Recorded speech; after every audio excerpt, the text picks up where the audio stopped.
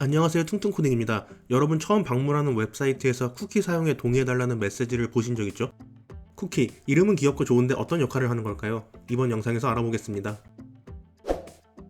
질문에 답하기 위해 어린 시절 읽었던 동화를 한 가지 떠올려 보겠습니다. 과자로 만든 집이 등장하는 동화 헨젤과 그레텔입니다.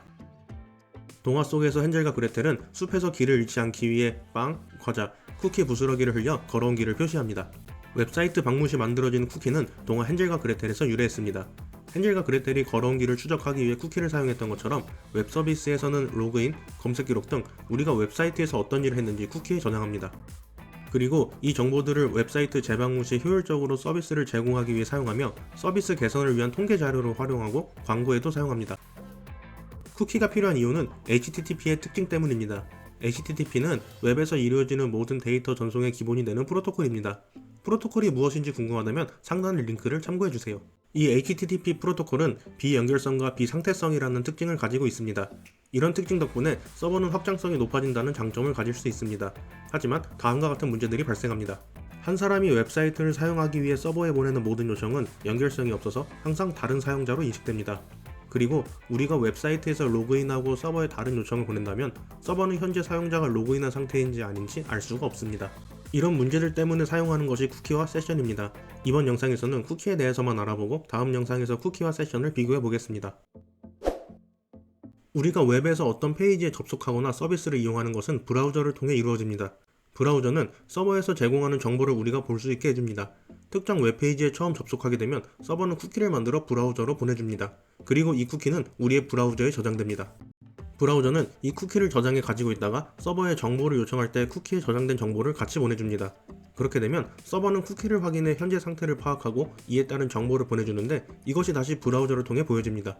만약 서버가 쿠키 정보를 수정해 보내주면 이는 다시 브라우저에 저장됩니다. 예를 들어 우리가 서비스의 언어 설정을 변경하면 이것이 쿠키에 저장됩니다. 서버는 쿠키에 저장된 언어 설정을 보고 한국어라면 한국어 콘텐츠를, 영어라면 영어 콘텐츠를 제공할 수 있습니다. 이렇게 정보를 주고받는 과정은 API를 통해 이루어지는데 API에 대한 영상은 상단 링크를 참고해주세요.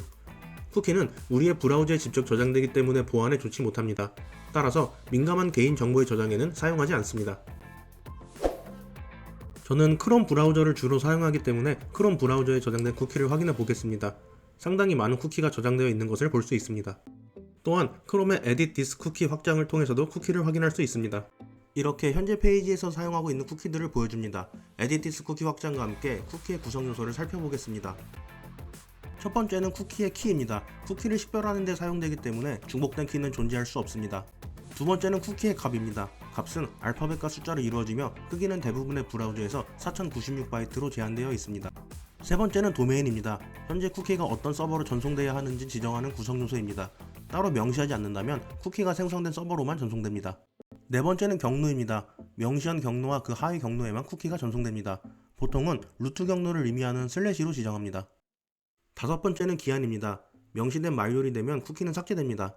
만료 날짜를 지정하지 않는다면 브라우저가 종료할 때 해당 값은 사라지며 이런 쿠키를 세션 쿠키라 합니다.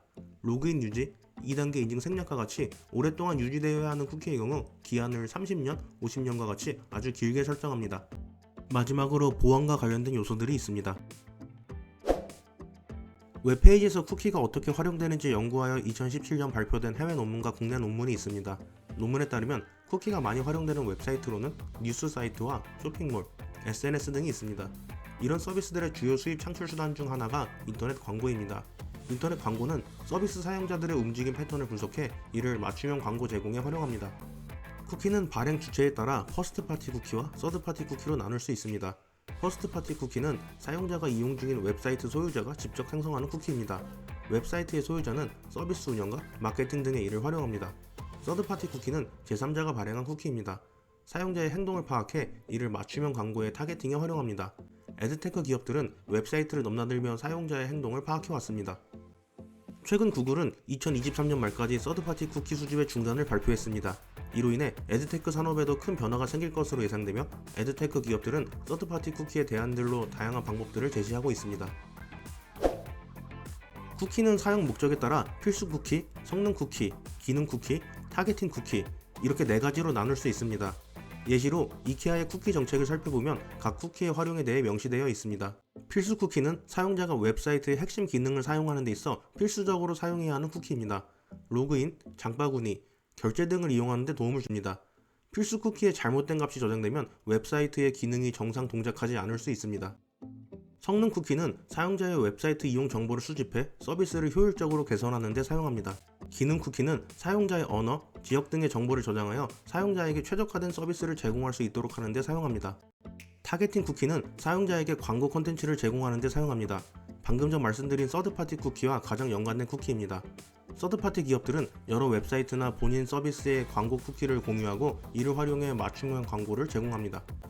이번 영상에서는 쿠키의 개념, 생성 과정 및 활용에 대해 알아보았습니다. 도움이 되셨다면 구독과 좋아요 부탁드립니다. 감사합니다.